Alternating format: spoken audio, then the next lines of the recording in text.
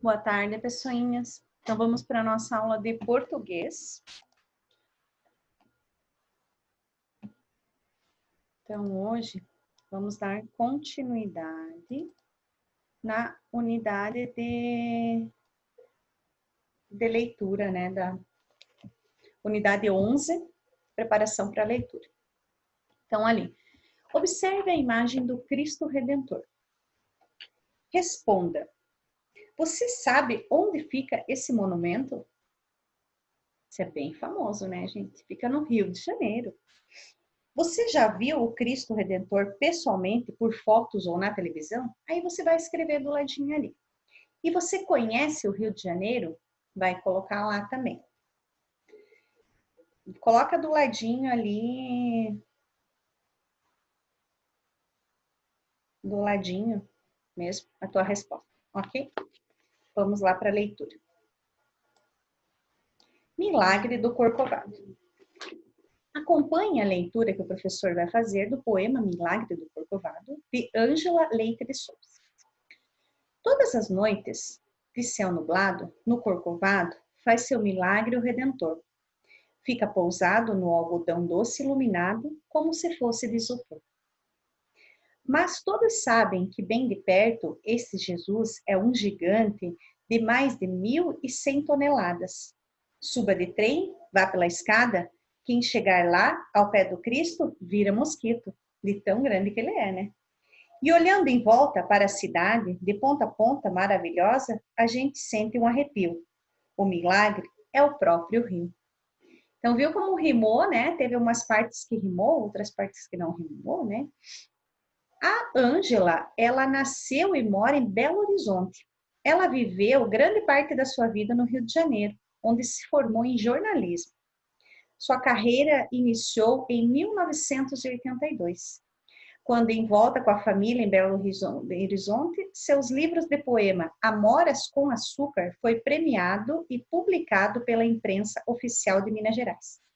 Aos 15 anos de literatura foram comemorados com um outro prêmio, dessa vez internacional, também em um livro de poesia. Essas muitas minas, no qual a autora canta em sua terra, Ângela é também ilustradora e, além do trabalho de criação, participa de seminários, projetos culturais dentro e fora do Brasil. Então, aqui, o Corcovado, fiquem sabendo. O Corcovado fica no Parque Nacional da Tijuca. É um mirante de onde é possível completar quase toda a cidade e encontrar um dos mais belos cartões postais do Rio, o Cristo Redentor. Inaugurada em 12 de outubro de 1931, a estátua pesa 1.145 toneladas e mede 32 metros de altura, contando com 8 metros de pedestal, onde há uma capela. No local há várias lanchonetes e lojas de souvenirs.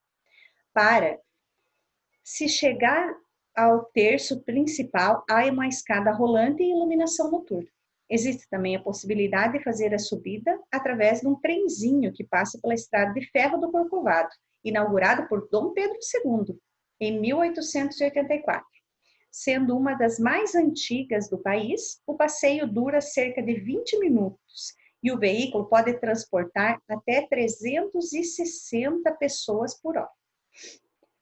No estudo do texto, para escrever um poema, o poeta pode usar muitos recursos, entre eles as rimas e repetições. Sublinhe no mapa as palavras que rimam. Use cores diferentes para cada rima. Então, vocês vão ver lá no mapa, então vocês vão colocar lá. Um coloca com lápis colorido, ou coloca com verde, outro com vermelho, outro com azul. Mas as diferentes que rimam, tá? Escreva a palavra que se repete no poema, que repete bastante vezes. Outro recurso muito usado foi a construção de poema. São as frases escritas em ordem diferente a que estamos acostumados a ler, que é uma embaixo da outra, né? Então, todas as noites de céu nublado no Corcovado faz seu milagre o Redentor. E reescreva a frase em uma ordem mais parecida com a qual estamos acostumados a ler. Aqui, cada barrinha eles são um embaixo do outro, né? Cada versinho desse. Então, é para você escrever de uma forma normal, como a gente é acostumado a ver todos os dias.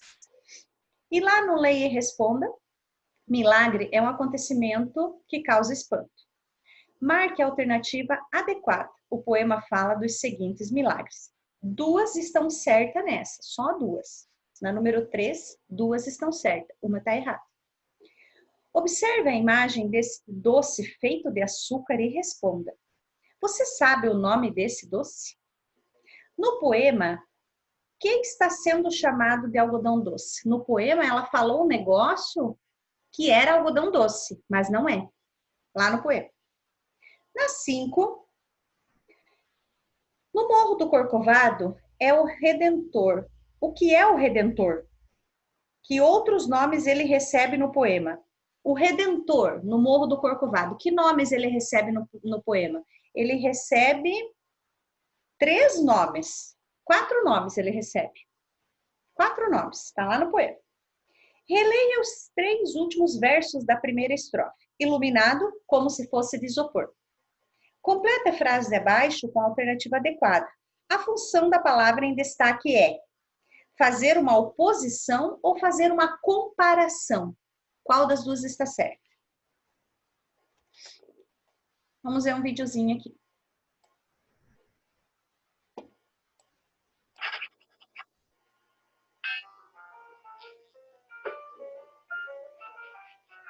A cidade do Rio de Janeiro tem inúmeros cartões postais. Um dos mais icônicos é o Cristo Redentor.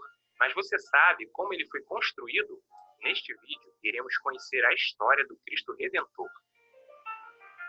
A ideia para a construção do Cristo surgiu em 1859, quando o padre Pedro Maria Bois, que era capelão na igreja do Colégio Imaculado Conceição, sugeriu que fosse erguido no topo do Morro do Corcovado um monumento religioso. O primeiro apoio oficial só veio acontecer após 1912, quando o cardeal Dom Joaquim Arcoverde começou a difundir a ideia. Em 1921, um ano antes da comemoração de 100 anos da independência do Brasil, foi aberto um concurso sob influência da Igreja Católica para projetar uma estátua do Cristo Redentor. Um abaixo-assinado com mais de 20.000 assinaturas solicitou ao então presidente Epitácio Pessoa que a estátua fosse construída. Inicialmente, a ideia da estátua era a representação de um Jesus Cristo com uma cruz na mão direita e um mundo na mão esquerda. Mas a pedido do cardeal brasileiro Sebastião Leme, o desenho foi transformado para uma imagem com um simbolismo religioso mais forte e que pudesse ser percebido a qualquer distância. Os criadores do Cristo Redentor são o desenhista Heitor da Silva Costa, o pintor Carlos Oswald e o escultor Maximilian Polandowski. Ao contrário do que muitos pensam, o Cristo não foi construído com doações da França, e muito menos foi um presente do governo francês para o Brasil. Durante alguns anos foi feita uma campanha de arrecadação, e o monumento foi feito com esse dinheiro. Estudiosos acreditam que a confusão toda deve ter ocorrido porque, devido ao desafio técnico de construir uma estrutura como essa, Heitor da Silva Costa chamou um grande calculista da época, o francês Albert Caquot. Outro colaborador foi o também francês Paul Landowski, responsável pela maquete da obra e molde de gesso das mãos e da cabeça. A obra iniciou-se em 1926 e toda a montagem durou 5 anos, sendo finalizada em 1931.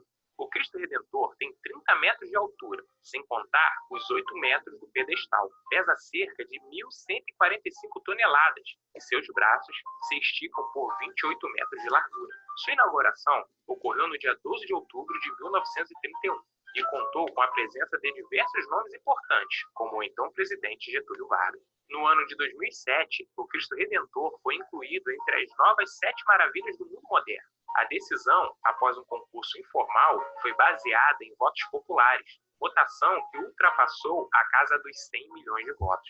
A imagem do Cristo Redentor recebe turistas do mundo todo, tendo se tornado o símbolo do Rio de Janeiro, que recebe a todos de braços abertos. E aí, curtiu essa curiosidade? Se gostou, deixe seu like, compartilhe. Isso, né, gente? Então, você vê, né, quantas pessoas se envolveram para construir, né?